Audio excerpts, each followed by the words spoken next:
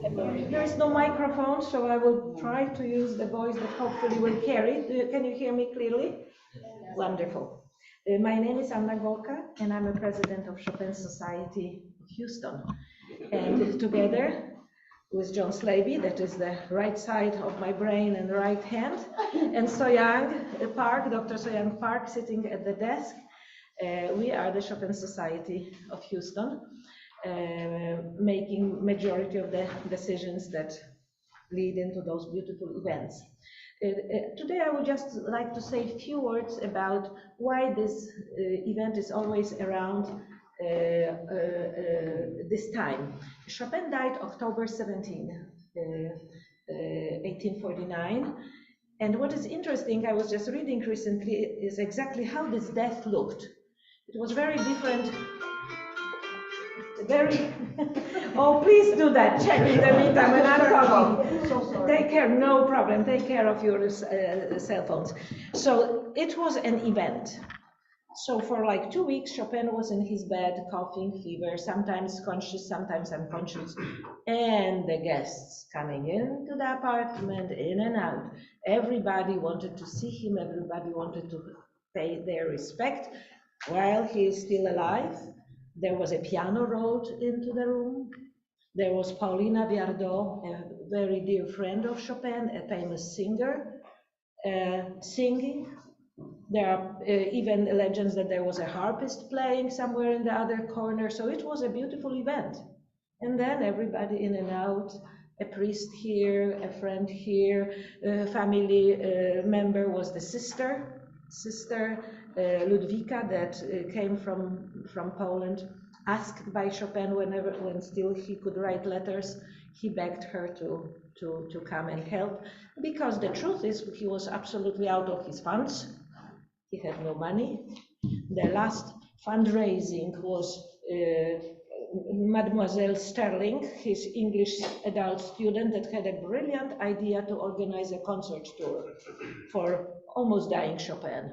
So she grabbed him and she dragged him to England.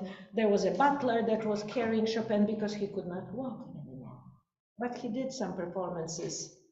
And of course, he came back so sick that shortly after this last concert tour, he died. But of course, he was surrounded by people that loved him, friends, students, sister, and so it happened in the afternoon of October 17. And then was another interesting story that the funeral was 3 weeks after, because first of all, Chopin wanted his heart to return, so they had to perform some kind of a surgery. And in the urn with cognac, his sister smuggled under her big petticoats the heart back to Poland. She did.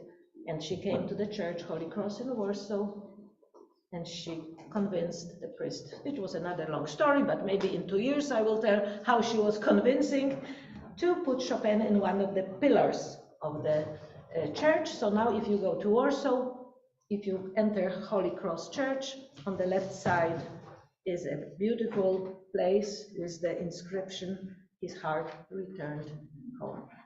And another problem with the funeral was that it was supposed to be in the St. Madeleine beautiful church, so they had to prepare the celebration, and the choir that was supposed to be part of the Requiem Mozart performance, and they had to build a big wooden construction to put the choir behind the curtains, because there were women and they were not allowed in the church.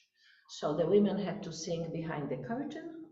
So everything was according to the tradition, and Chopin was laid to rest. So just wanted to tell you, because it's so interesting, so different than we have in today's times, the dying ceremony. It was quite a show then. Anyways, welcome. Thank you for coming, for playing, performing, and we are very honored that you are here and looking forward to your performances.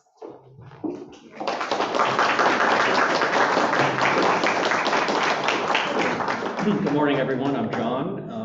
Thank you all for coming and participating. We're excited this year. We have a full house, so we have 10 players today, and then 10 tomorrow, and then 6 master classes today and tomorrow. So I'm I'm really happy that we have this much enthusiasm for the music of Chopin, and I'm really happy you're all here participating. So thank you. Personally, I thank you very much. So we have about 10 players this morning, as you've probably seen in the schedule. We'll hear Bert, Michael, Brad, Terry, and then Jennifer. And we'll take just a short break. Everybody can get a little breather, 10 minutes.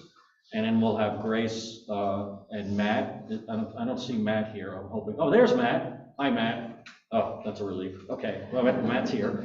And then we will hear 3 remote recordings because we have 3 remote participants. So I'll just set up the computer and we'll play those. And then after that's done, we'll take a break for lunch. We'll have lunch in the kitchen. For those of you who are participating and brought a guest, we have lunch for you. So there's that. And then lunch is a little under an hour. And then we'll have Anna will give a lecture and a little recital. Yes, I think you should do that. Please, why don't you do that while we're here? And then after lunch, short break, and then we'll split. We'll have 3 master classes in the Shigeru room, and then 3 master classes in here. We'll be running the remote master classes in the smaller room because it's more convenient with the laptop. So that's the mechanics of everything that's going on today.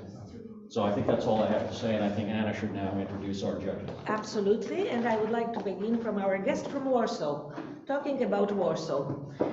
Anna Jastrzebska-Quinn is a pianist, concert pianist, dean of a piano department in the Warsaw Academy of Music, and she came here especially for this event, and she will be listening and giving us a little bit of Polish Warsawian input into what we are doing here. And here she is.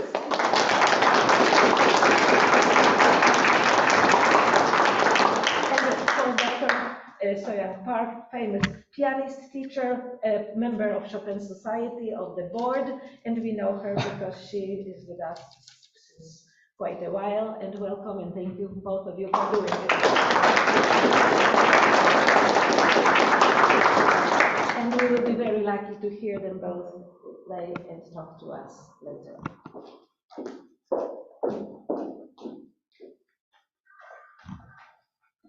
All right, Bert, you're up, man.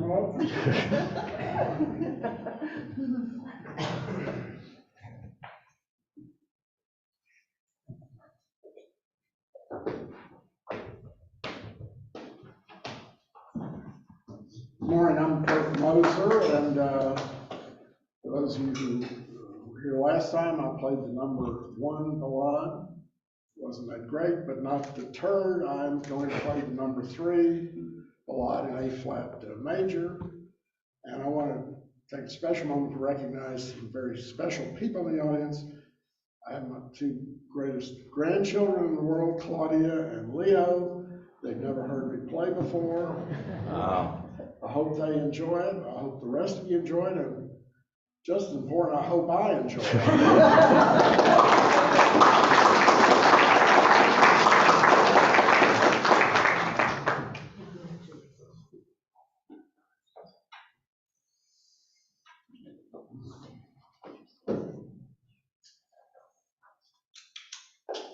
This is for dramatic build-up.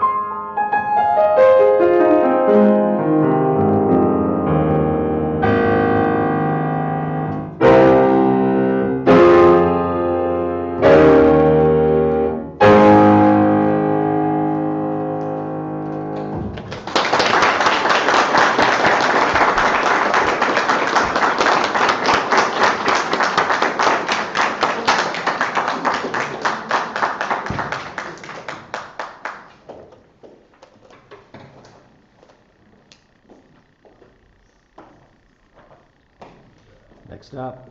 There's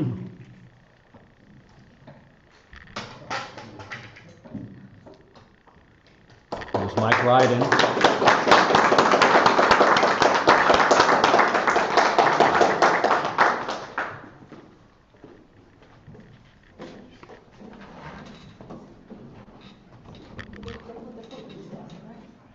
What's that? Oh.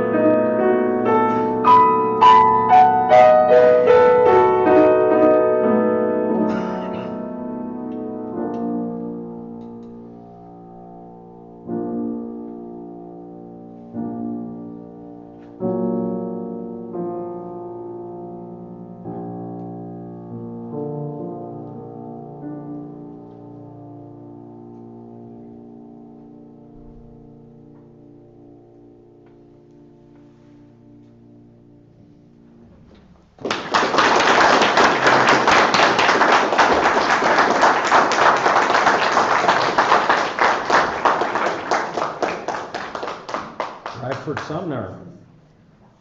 New York.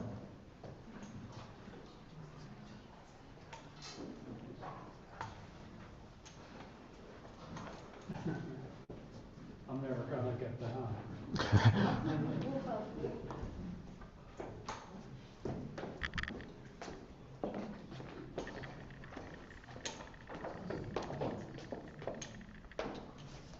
Okay, so you put one hand on the piano, it's an old friend, right, just like that. You say, I'm Brad Sumner, I'm going to be playing Chopin's Ballade Number 4.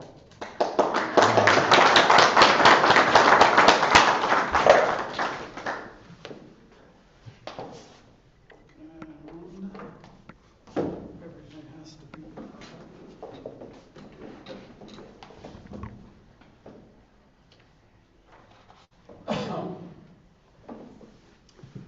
I was going to ask someone to turn pages, but then I realized I only need it for the last page. So if you guys can accept that there will be one slight flaw in the performance due to a page turn. Okay.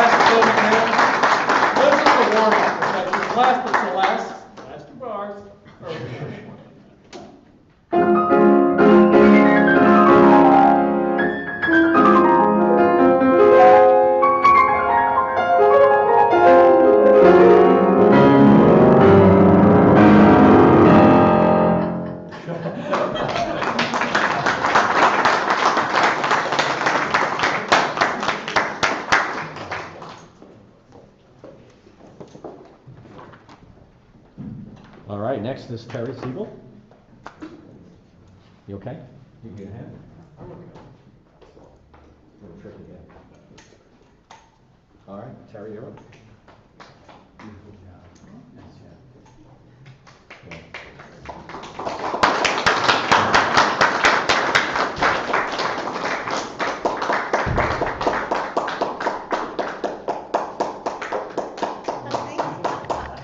Hi everyone, I'm Terry Siegel, and I'm going to play Chopin's Waltz in A minor, which is a dreamy, even a mournful, sad piece.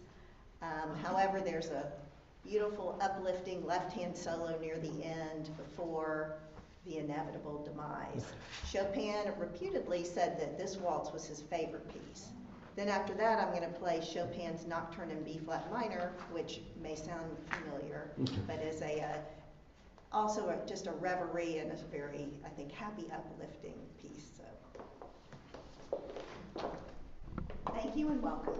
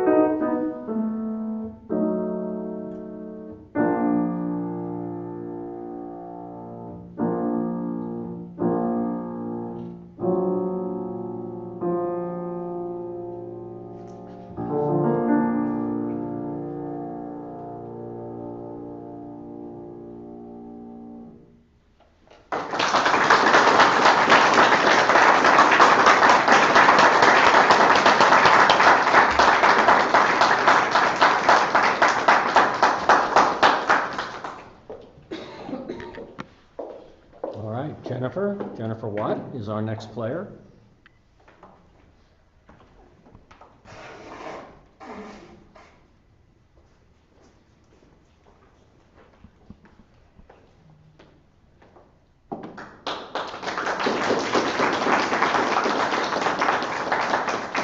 Jennifer Watt. I'm going to play Chopin Prelude in the first waltz in F minor, and then Prelude in D flat major.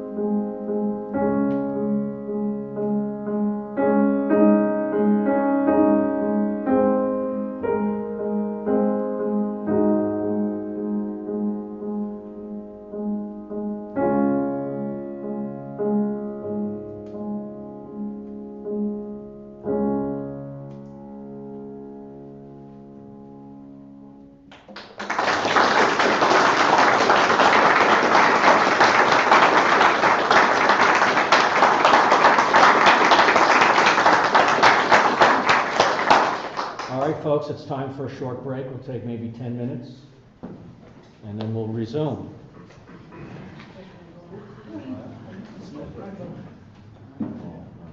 That's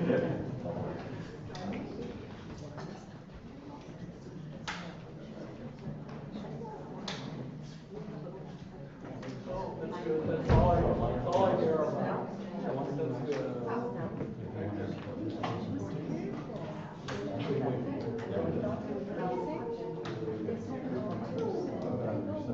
You next. Yeah. Well, whatever. We're going on lunch break.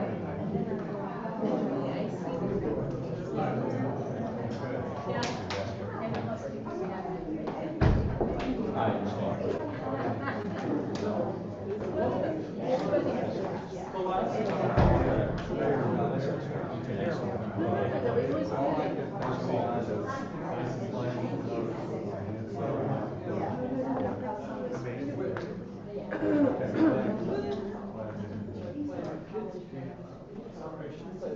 No disrespect to the law.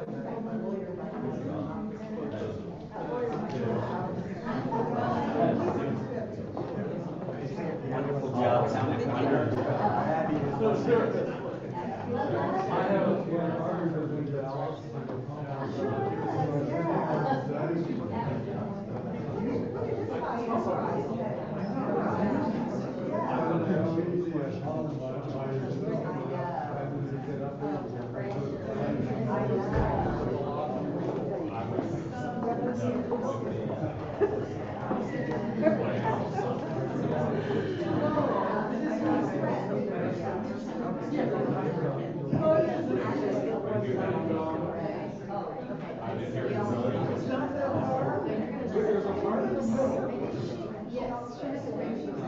This part is very difficult. We'll work on this. I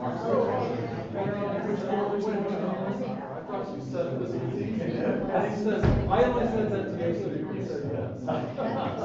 Thanks for lying.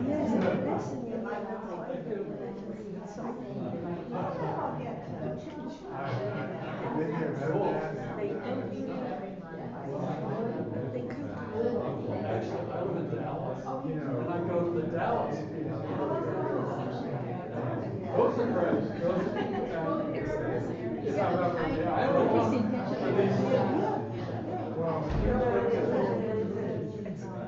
So a river comes to play. Vary our locations right now. But this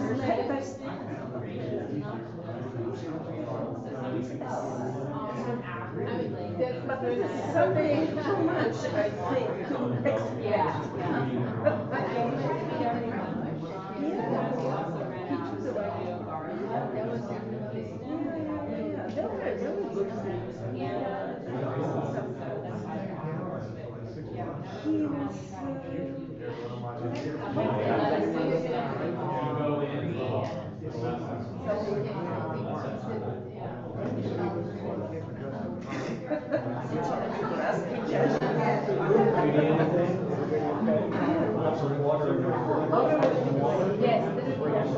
Thank you so much. There's no coffee. Oh, that would be wonderful. Yeah, you are. If you want to give up yourself. Yeah, I have maybe it's the water I can get it. The water, up to the refrigerator. Yes, it's someone else. Perform with her, actually. So, nice to meet you. We're going to work with you. Thank you. I'll see you later. So, oh, really? Okay. Yeah, good luck. It's such a wonderful piece. There I work on it every day.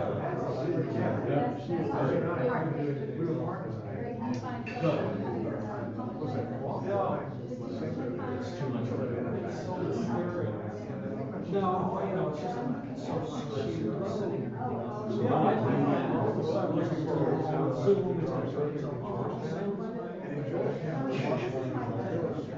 I put myself like, well, I just tried to fit it into the schedule. Hi, Mark. There's a museum and it's Patricia. That's good. Yeah, last time I didn't play at all because I figured I can't play live.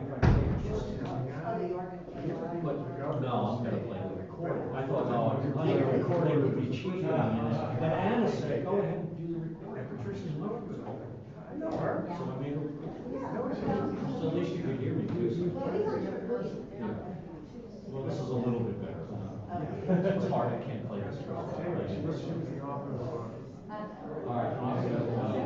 Yeah, she's the first song she's so far. She said that's, anyway, so, oh, so it's a movement. Right, she worked with movement, that's what it was. Right, that's what I remember, that's what I remember. Are you being a custodian? Oh, the Anglican the code.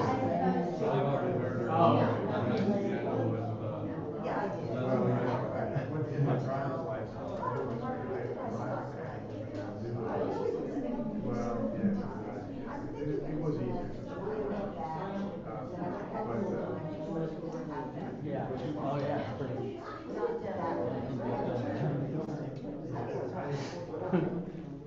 I tried several cases.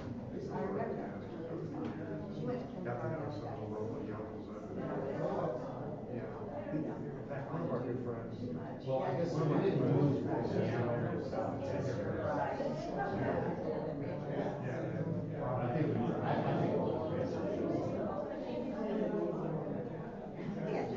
Nice to meet you. I'll see you.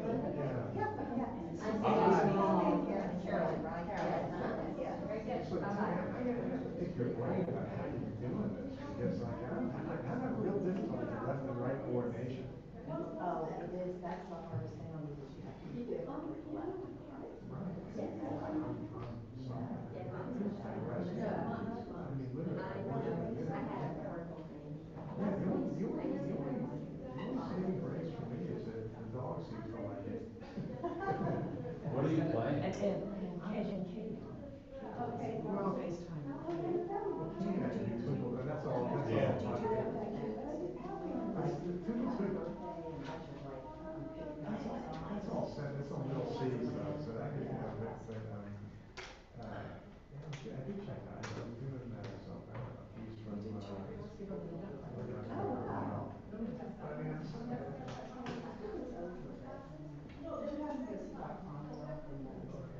no, I wanted to go, it'll probably come back. Probably. Steve just keeps bringing the same stuff back. Yeah. Come next time. I saw, we saw, yeah, Y'all been on the road. well, we're going next week to see, Sister. we went, We saw that years ago. The nuns, it's really funny. right, we saw her one. How much do you practice a week? And then I think I would say like a Saturday. Step up my game. Mark's isn't slow. When is it on now?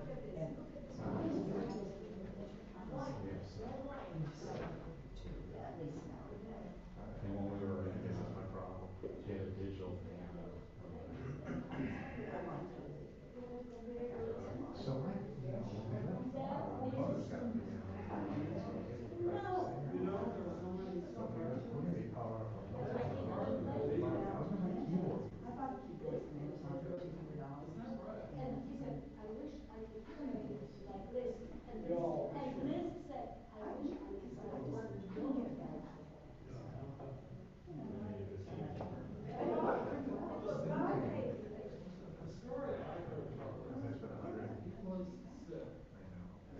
So you think that's terrible? No.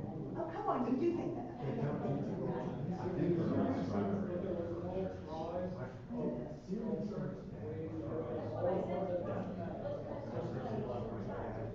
over there talking to the manager, he's excited to see his grandfather, he's walking over there, my father's got a piece of cheese there, and it's like 6 months old, he's trying to turn it,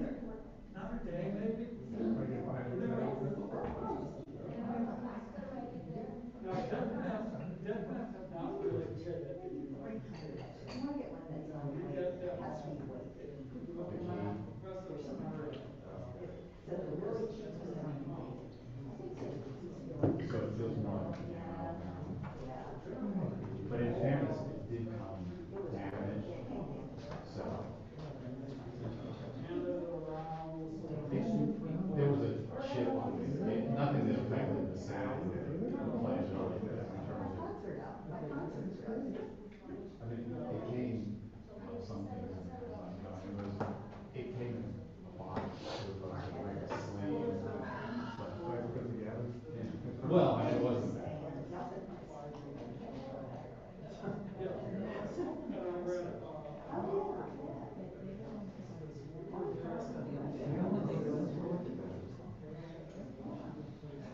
So you don't practice here, this is the No, school.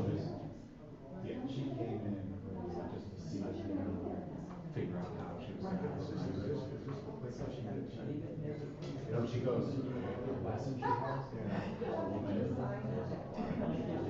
you guys know where Chopin's is on here?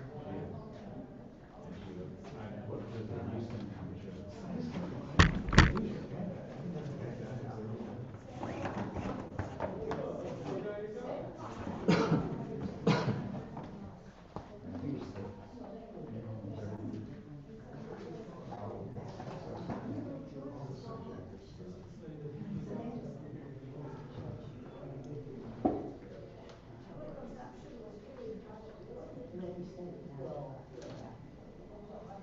John, you recorded a piece to be played? Okay, she's 2 days. You don't have any feedback or sound coming from this piano through the speakers, do you? From this piano? Yeah. No, I mean, I'm The not. speakers are off. Speakers are I off. just want to make sure what I'm hearing. is- You're hearing the instrument. That is. No, when I go to play the recording, I'm gonna Sure. hear, let me see. I think we have Grace and Meg are playing, and then we'll go to the recording. So they'll play, and then we'll take a short break with the monitor up on the screen, and then the music will come out of the speakers. Now, do we applaud to the recording? I think, You should. I think. I just don't know that they're gonna get the feedback, because they're not here, right? Well, they're listening in. Oh, This is Zoom. oh, okay. We had 8 people on, not that, when I started, there were 8 people, so I know, you know, I've got 3 people on now. This guy's, Tom, he's in China, like in the middle of it. Oh, really? That's why he's doing a recording. Yeah. That's hilarious. Yeah, he couldn't be here. That's his excuse. Yeah, right. 16-hour plane ride, maybe? Oh, really? I guess I wasn't. So, yeah, I just have to share my screen, turn the speakers up, move them. And then we'll all hear it. And I think if we applaud, I'm not sure what, you know, they'll, if the back is for, because we're sharing the sound from the computer and not from the room. Can only do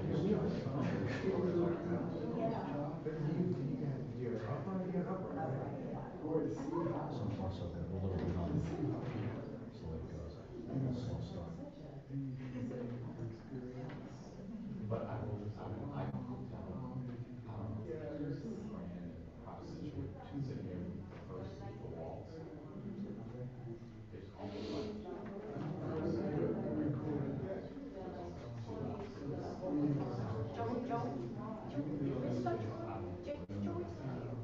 Sorry? No, he'll come for the, he usually comes for the amateur. I mean, the children, the young folks, yeah, he'll be here next year. You know James? Yeah, my son used to be. Oh, is that right? Oh, all right.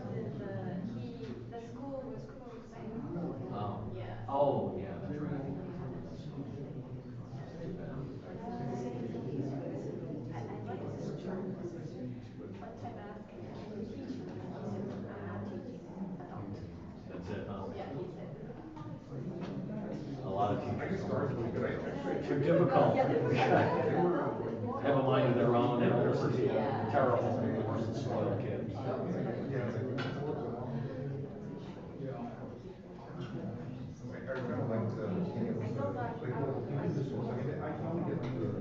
Maybe next year.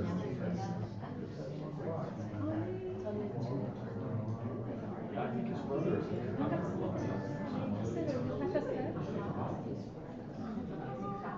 It is, yeah. I went up there and played there last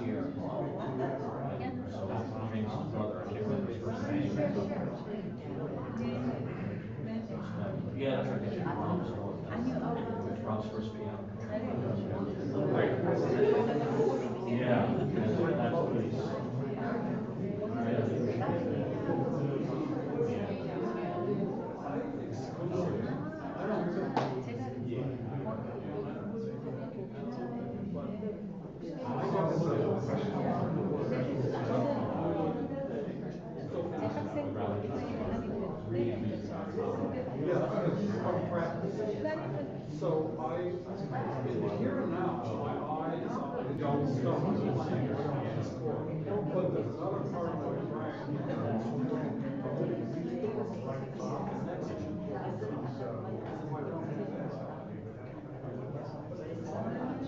So it's like these two things going on at once, right? The brain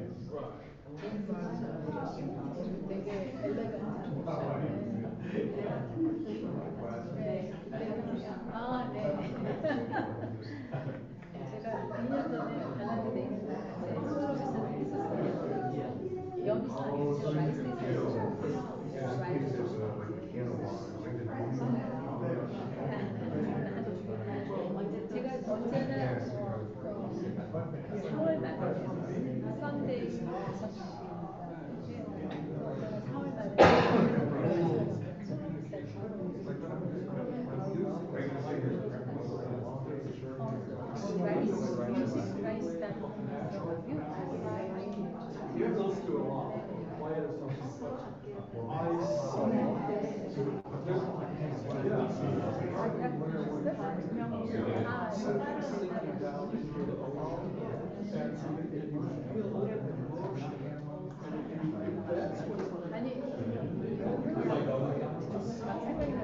then you move on to this, there's obviously a bird circling around one point, there's obviously like a love song with a heartbeat, and once you start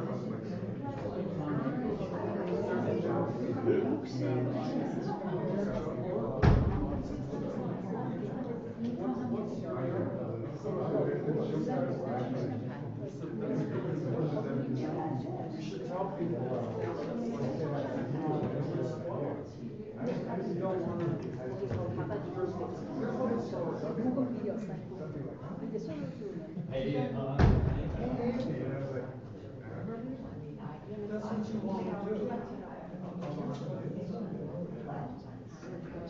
Yeah. Or whatever it is.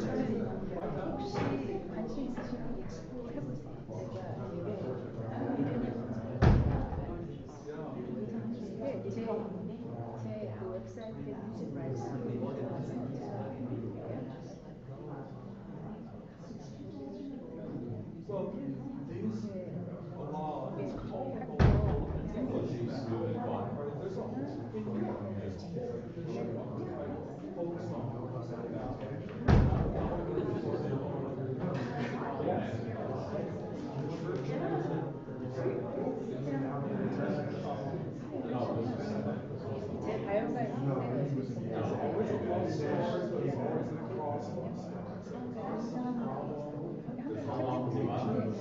저는 매년 가요.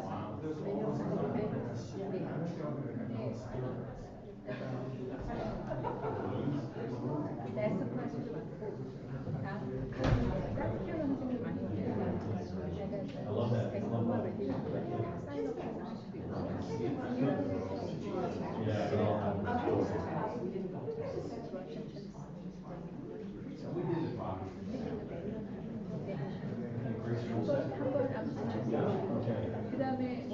All right, folks, let's settle in. We're ready for our second half of the morning. We'll have 2 live performances, and then we'll do some 3 recordings, and then we'll break for lunch. So our first performer at the second half is Grace, and let's give Grace a warm welcome.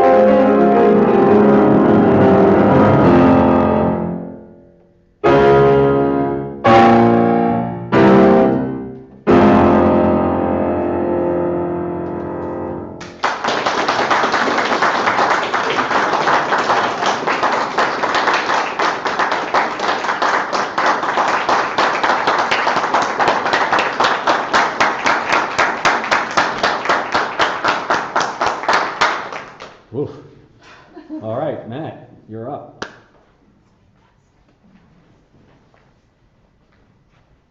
Let's give Matt a warm welcome.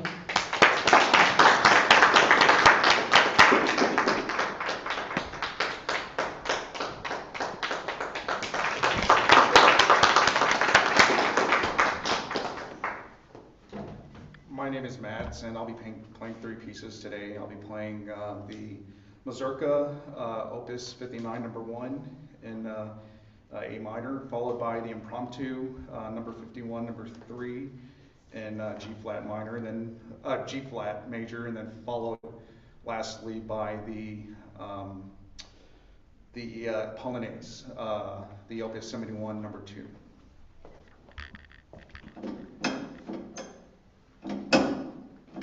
That's on a spring, I think. Oh, okay. So I think you turn it and the spring releases and it goes up and down. You want to raise it? Yeah.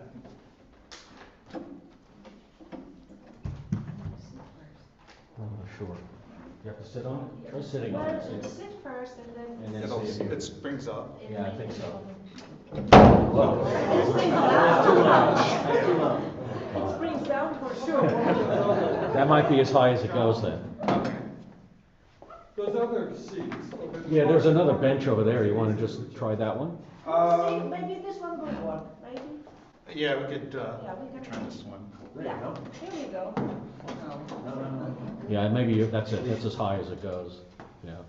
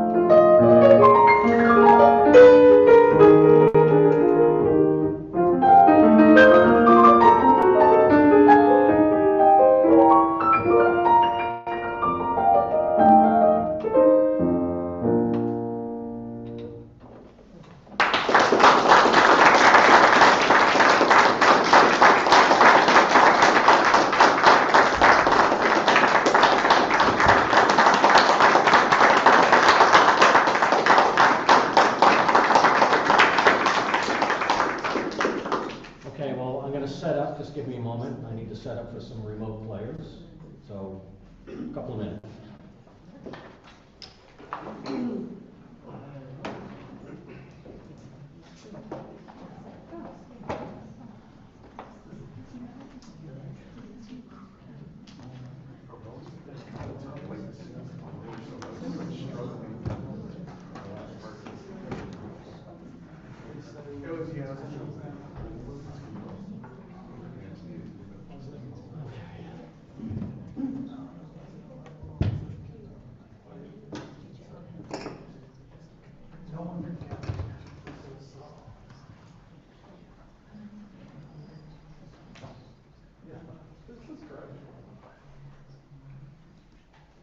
Okay, our first remote player is Tong Bin, who's in China at the moment.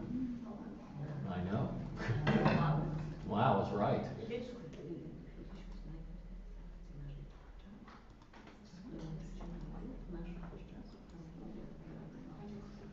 Okay. So hopefully everybody can hear me remotely and will hear the work also. All right, so this is Tom. And you may, of course, observe on the screen.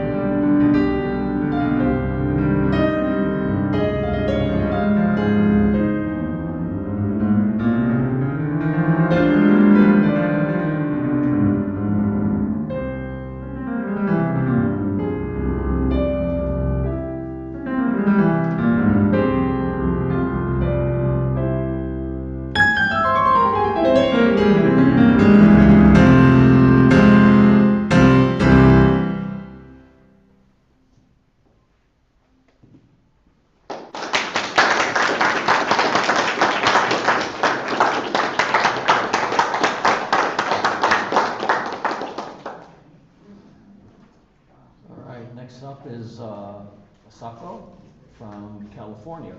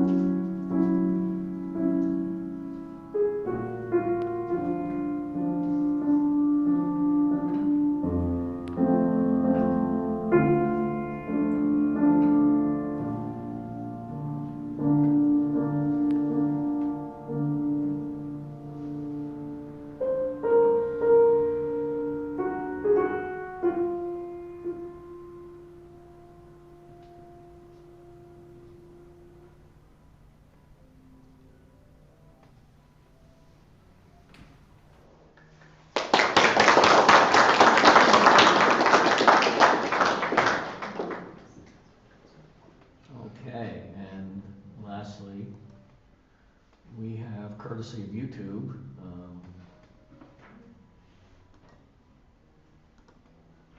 Okay, hold on. There we go. We have Ronnie from San Antonio.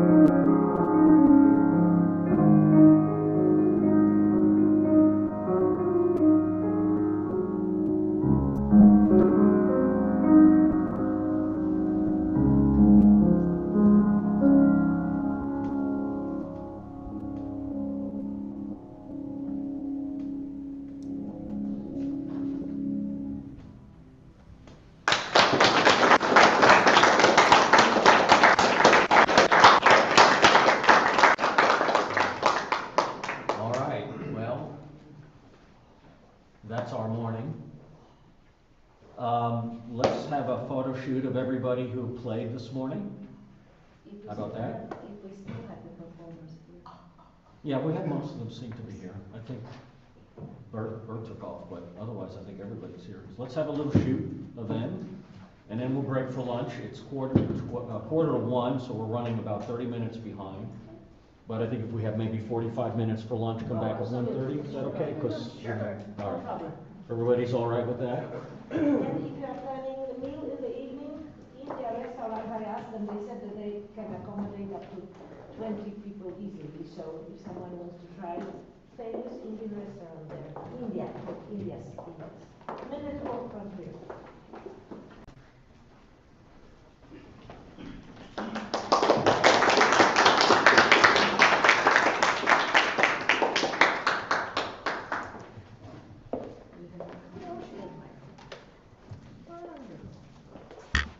First, I would like to say that I feel very pleased to be here and very honored to participate in this event. And at the same time, I would like to congratulate to the organizers for preparing the festival in such a professional way, and that all of us, you, especially the participants, can feel comfortable during this time. And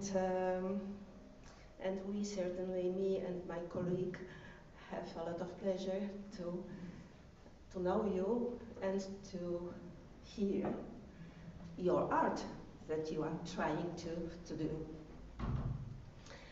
I'm sorry for my English, which is certainly far from being perfect. So if I do some mistakes, forgive me, please. I wrote my speech. I feel a little bit more comfortable reading it than just saying from the memory, but I will probably mix up both. The first subject is about mazurkas.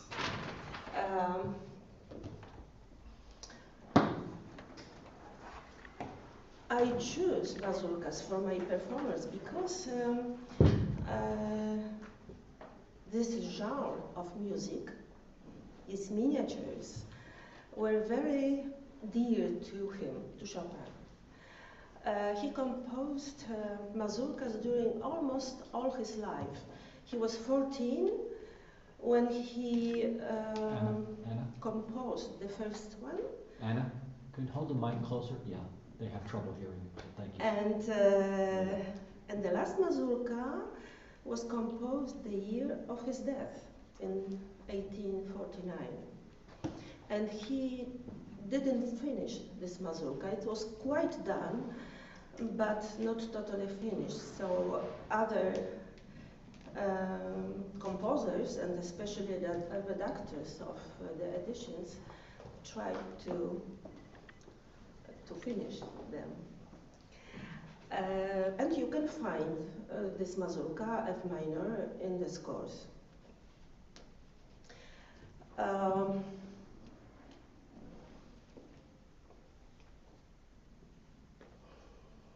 Chopin included in mazurkas the deepest emotions, which are memories of the world he lost when he left Poland at the age of 20 for the political reasons.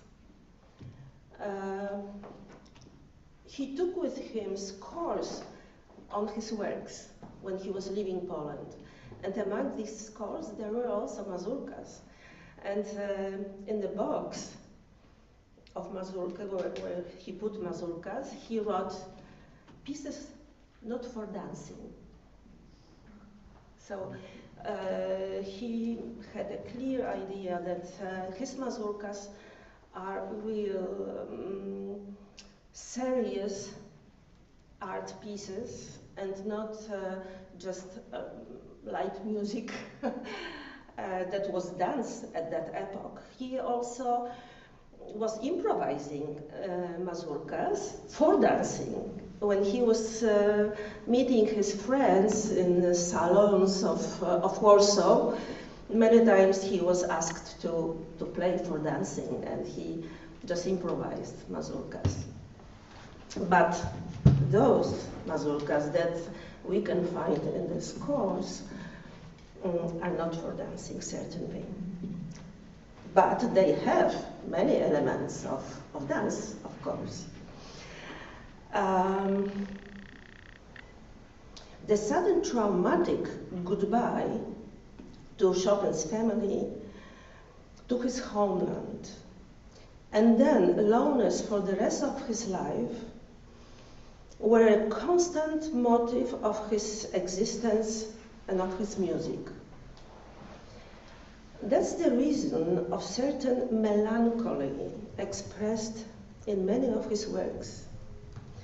These nostalgic moments of remembering family, happy childhood, legends, Polish history full of fightings for freedom, and homeland with beautiful landscapes, and dear to him Polish folk melodies. All this was a strong inspiration for his music, especially in mazurkas. As a child, as a young person, he spent many vacations in the countryside, listening also to the folk groups playing folk music. And these melodies rest in his memory for the rest of his life, of course. Especially in mazurkas, Chopin's spirit could feel at home. He wrote in a letter after one of his performances, "My piano expressed only mazurkas." He named these pieces pictures. And when we look through all opuses, we can see that he treated also these pieces differently at the beginning of his life, of his composition life, than later. Later, these pieces were like little poems, not dancing music at all. Mazurkas had the same importance to Chopin as, for example, Lieder for Schubert. He was an excellent composer in Lieder, and we admire him especially. I'm speaking about Schubert, yeah, especially in his songs, Lieder. Or Bel Canto for Bellini, that Chopin also admired a lot when he was young, especially. His style had many of Bel Canto and brilliant style elements. Then these elements had less and less importance in his compositions. But as a young composer, he was fascinated by Bel Canto, so beautiful melodies, and by the brilliant style, technical brilliant style. Polish folk music that Chopin could hear in the countryside during his holiday was a great source of inspiration for his 56 or 59 mazurkas, depending on the edition. In the Paderewski, the older edition, there are 56, but in the new edition, national edition, the Professor Rekier, who was redactor of this edition, my teacher, by the way, he puts 59 mazurkas, also including very young compositions, ones of the first. The artistic form of mazurkas composed by Chopin is a synthesis of 3 different dances, Polish dances, but all 3 of them have common features, like the measure in 3, certain accentuation, but different in each of these dances, and that's how we can distinguish, for example, which dance is used in certain section of mazurka. We can distinguish by the different accents, accentuation. So these 3 dances we name mazur, is middle fast, we can say, dance. Kujawiak, which is more melancholic and more waving dance. And obertas, which was very fast and turning round, we can say, dance. Very temperamentic, I don't know if it's a good word. Following the successive mazurkas, one can observe the constant evolution of Chopin's compositional style. The last opuses of mazurkas are no longer dance miniature, I said that before, but rather highly developed musical poems.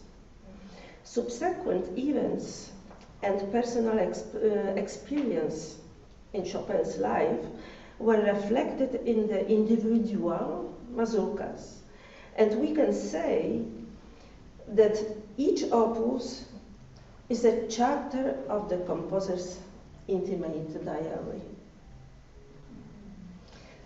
Now I will play my short performance. I will start with mazurkas, and then I will play fantasy impromptu. And then I will speak a little bit about principal elements of Chopin's style, interpretation, importance of interpretation.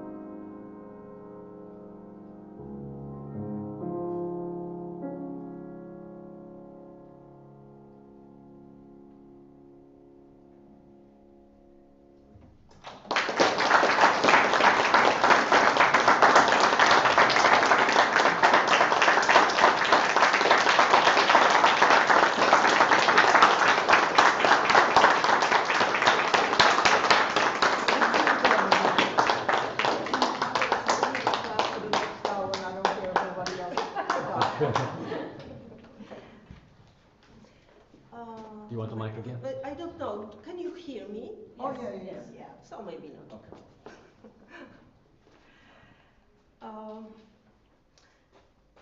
My second subject is basic principles of interpreting Chopin's music and scope of individual artistic freedom. Of course, it's very difficult to describe where is this freedom and how much freedom we can feel for our ideas. Yeah? There are certain rules that always we have to switch, but I think also every performer has his own personality and wants to express, feels music differently and wants to express what he feels. But there are certain rules that don't permit to play however we want. Yeah?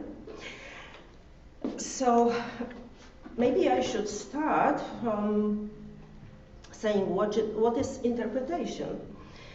In general terms, to interpret means to explain, to make something understandable. Interpreting a piece of music is translating a graphic image of the score into the sound image. To understand a musical text, one needs comprehensive musical knowledge, and then the transformation of the musical text in sounds requires the technical skills that allow our imagination to come true.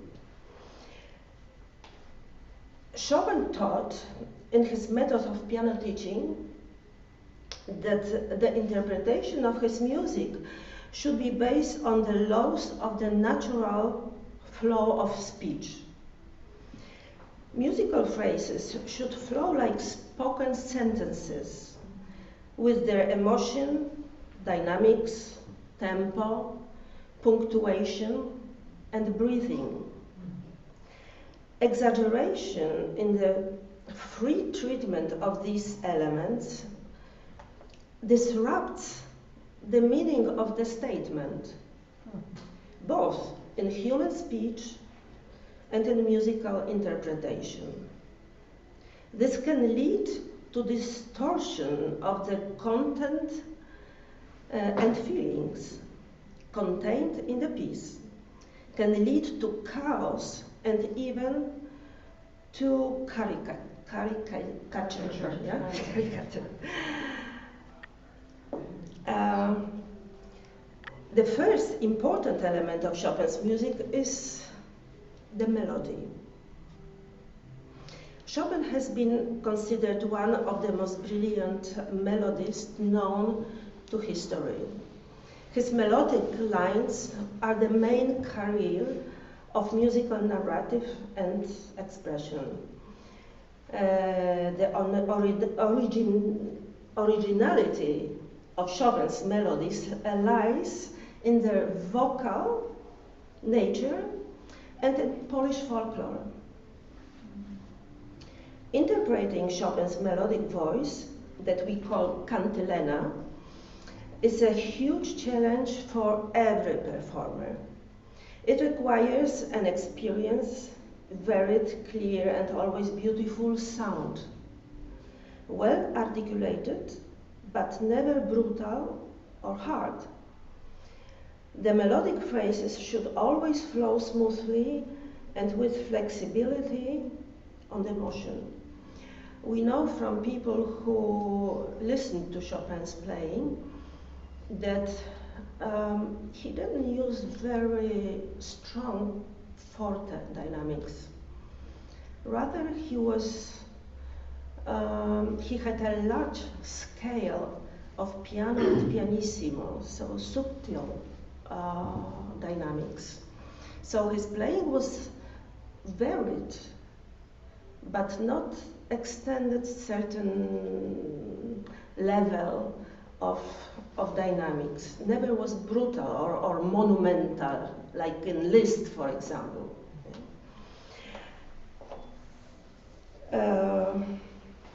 The accompaniment is another important element of performance. The accompaniment should be subordinate to the melody and should remain in shadow.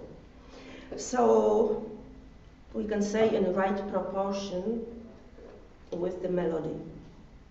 Usually, Chopin's accompaniment is divided into two layers, the bass note and the harmonic complements.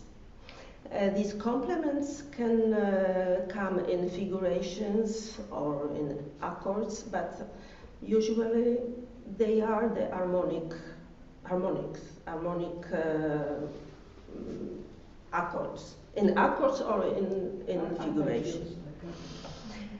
The bass notes create their own line, and I think that they should be played a little deeper as a foundation of the harmonies.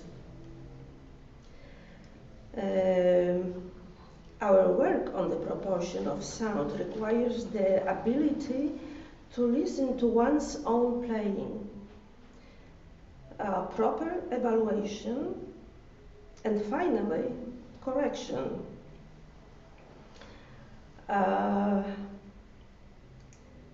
To listen to one's own playing, I think, is one of the most difficult things for everybody. And really, our work on the interpretation starts there. If we can listen to our playing, we can correct things. I think in our time to record our playing can be very helpful because we can listen differently than when we play. When we play, we are emotionally very involved, and sometimes our ears are closed because we are just satisfied from the emotion that comes from music. But we are only, as performers, we are only translators Chopin's music to others. It doesn't important to you, for example, what I feel when I play. Important is what you feel from my playing. Yes. Yeah.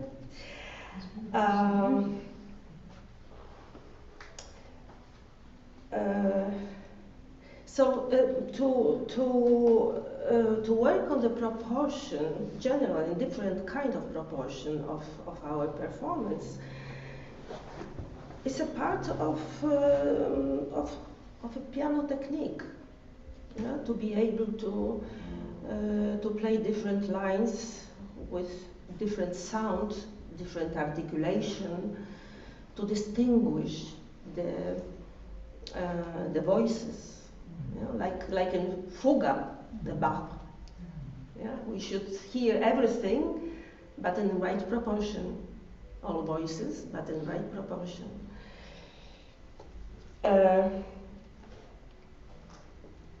There is one very important element of Chopin's style. We call it rubato, tempo rubato. This is the flexibility of tempo and rhythm. And rubato is an immanent feature of the expression of Chopin's music narration. Natural rubato is something very difficult to feel. Some people are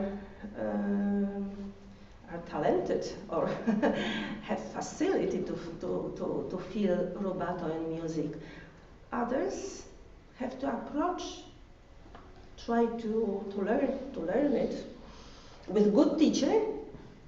I think maybe it's possible.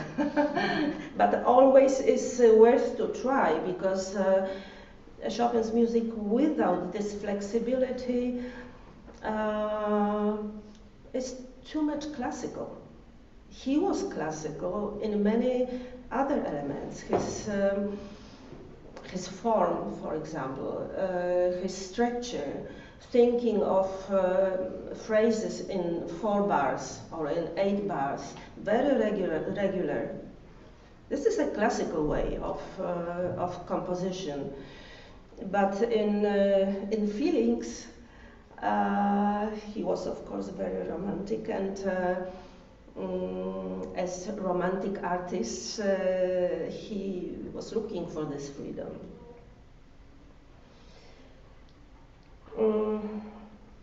The source of Chopin's rubato comes from the piano improvisation. He was fantastic improviser. And he liked to improvise when he was meeting friends. Usually he was asked to improvise music. And he had certain facility for that. The other roots of tempo rubato come from folk music that also is free. Yeah? It's dancing usually music, but a little bit free also. So when we play, for example, dance pieces by Chopin,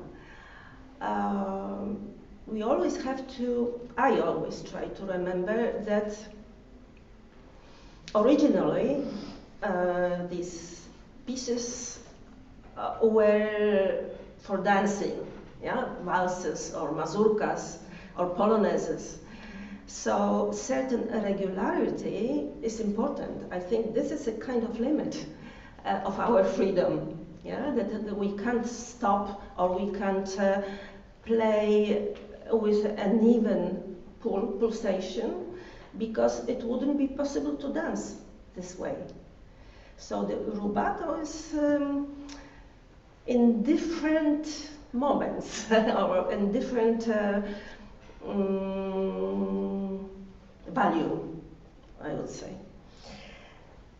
But there is also in mazurkas, in melodies of mazurkas, for example, we should apply rubato.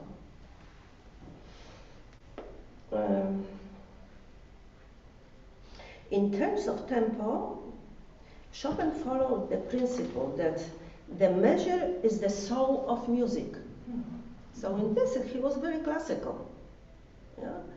To measure, to know where we are, if it's the beginning of the bar or the end of the bar. And we learn from music theory all rules that we apply later in our interpretations. So we know, for example, that in a measure of 3, we have a strong beat and 2 light beats. In the measure of 4, we have strong, light, strong, light. Of course, we are not playing directly like that, but we can't forget, for example, that the last sound of the phrase coming on in the last part of the bar shouldn't have an accent. Yeah? The strong expressive element of romantic inspiration imposed on an unstable tempo, spreading the metric rigors. Tempo rubato gives flexibility and liveliness to the individual phrases without abandoning the constant unit of the flow of time. Francis Liszt, a big friend of Chopin, proclaimed that tempo rubato is only a certain exaggeration of the same expressive elements, that every proper musical thought carries within itself. But it's very interesting. I read somewhere that some of good Chopin's friends was waiting for the end of his lesson with some student, and the student was playing, no, not the student, Chopin was playing some mazurka. And this friend later wrote, and it was very interesting. Mazurka is in 3, but I could perfectly count in 4. Yeah, so that sometimes the feeling of the expression of the importance of certain sounds can break the measures, the beats, the bars. Yeah, it was very interesting. So especially in mazurkas it happens. The other element of our interpretation that I think plays an important role, and I could hear today also that sometimes it gives some problems, is pedaling. Pedaling plays a significant role in obtaining a beautiful sound. That's his first role, we can say, yeah, in producing a beautiful sound. This piano sound without pedal is not so beautiful. The piano is a percussive instrument, and his beauty comes with vibration. That's what string players, for example, they make beautiful sound with vibrato, yeah, of the hand. This role in piano playing has pedal. Pedal gains vibration from all strings. When we put up the how is it called? Dampers, yes. We put them up, all strings of piano vibrate and give harmonics that enrich the sound. Also, the whole resonance of the instrument is vibrating. So the sound is more full, is more beautiful. You can experiment. I experiment many times with the pedal for the separate sounds, for groups of sounds, and really we can obtain very nice effects with the pedal. Pedaling in Chopin's works is described as refined and innovating. Why I say that? Because when we observe the pedaling marked by Chopin, we can discover that it is not regular. There is not how to say always the same way of pedaling, but he changes for this similar, for example, similar sentences. Each time he does something different. Also the pedaling. Sometimes he extends pedal for 2 or more bars, seeking for a special effect. Of course, our piano is different than Chopin's piano, so maybe we have to adapt the way of pedaling, but the effect should be the same. Only the way to reach this effect can be different. Yeah?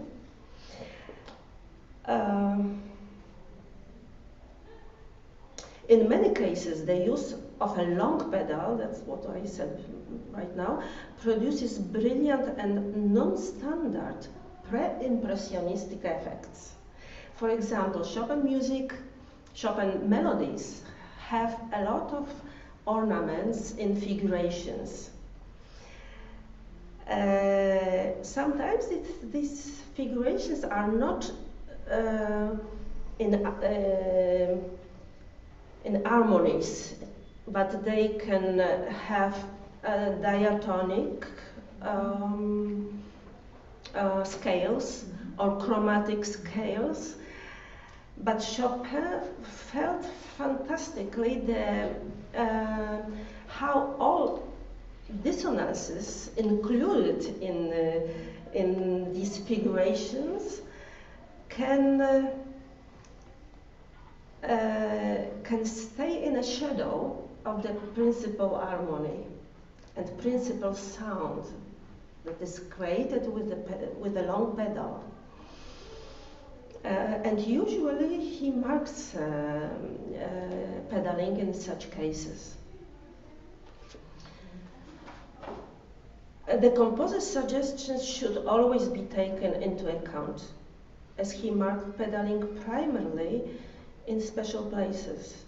We should try to understand Chopin's idea and then search for the intended effect. On the other hand, a certain margin of freedom of pedaling is also justified, but due to the evolution of the instrument. That's what I said before. Yeah? Our piano is much stronger, much bigger, has more sound. Also, the pedal works more precisely than his pedal. But I think the ideas that he had are possible to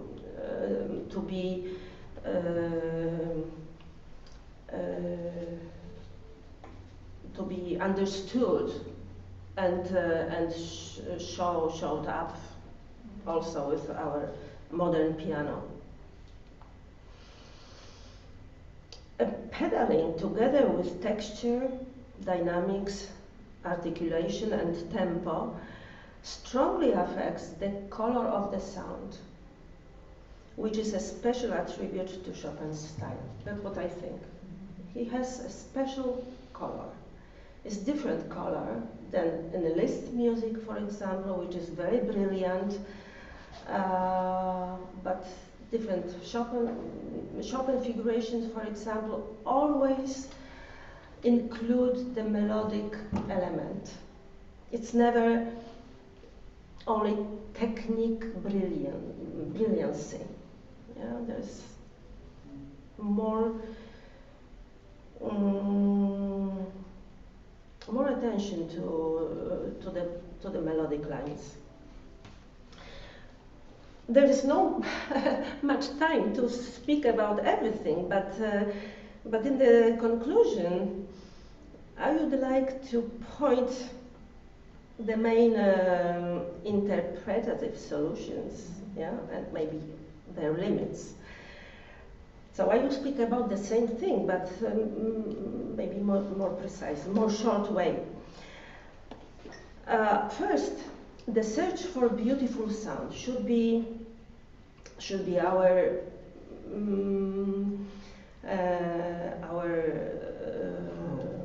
first interest, we can say. And this search never ends. There's no limit in this search because the sound always can be more beautiful. Yeah, that we just play. We can always play with more beautiful sound. It can be always more melodious. So this kind of search has no limit.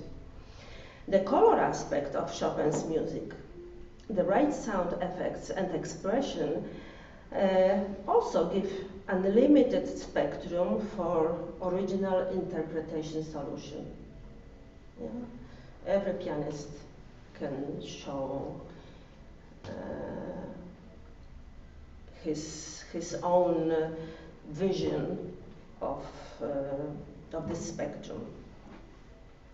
As the concept of freedom, playing rubato has its limitations, which should not be exceeded. Rubato must flow from the musical expression and must not disturb the fluidity of the phrase or the rhythmic skeleton. Pedaling is a very personal way of feeling and creating music. That's why there is no one strict way of applying it. However, it has to be clear and stay in accordance with the music context, also with Chopin indications, but he doesn't indicate all the time pedaling. So we have certain liberty, yeah, to apply in applying the pedal. Our approach to Chopin's music cannot be the same in his contemporary times, but certain features of his style are timeless and we should cultivate them. These include attention to the form of expression. This forms is elegance and refinement, balance and harmony, sincerity and naturalness. He quite often wrote semplice in his pieces. Semplice doesn't mean naivety, yeah, or innocence. It's just very natural way of understanding, feeling music. But achieving such naturalness of interpretation is not easy and takes place through a series of deep reflections and complicated attempts. Till we play freely, naturally, and without exaggeration in any element, we have really to work hard, maybe to exaggerate also, and then to feel that it's not good. Yeah? So we have to try many times in different ways to express his music until finally it appears to us as something very natural. Humility towards the text as a kind of testament of the composer, supported by a profound knowledge of his artistic and aesthetic ideas. As this aesthetic is very important. He paid a lot of attention to the order. He was always beautifully dressed. He always had order in his apartment. And he has order in his music too. So his artistic and aesthetic ideas should prevent possible deformations of his brilliant legacy. Chopin's music, I can say as a last sentence that Chopin's music is the no-limited area of our search for beauty and very refined simplicity. And I think that this beauty touches all of you. That's why you are here. You like to be with Chopin music, to feel his music, to interpret his music, because it is full of human feelings. coming from his experience, his life experience, and his life was not very happy, but also had some better moments, like his music. But this little melancholic element is always there. Yeah, that's his loneliness. He was never married. He knew that he can't be married because of his illness. He was in love with a girl, with a singer in Poland, but her parents didn't let her to marry Chopin because of his tuberculosis. So it was a big pain for him, and also when he left Poland, he took, no, I say the wrong thing, when he died, his sister found a package of letters that he wrote to her, and in this package he wrote, "This is my pain. This is my pain." These letters to her. Okay, that's all. Thank you.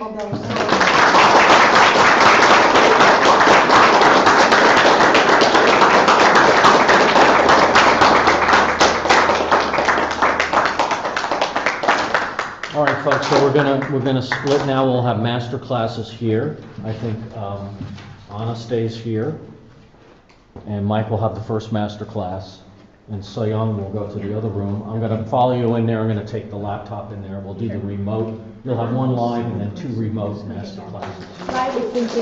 So yeah, Brad will have the first live master class, and then we'll switch to the remote. So Mike and Grace and Jennifer are in this room with Anna, and So-Young. Okay.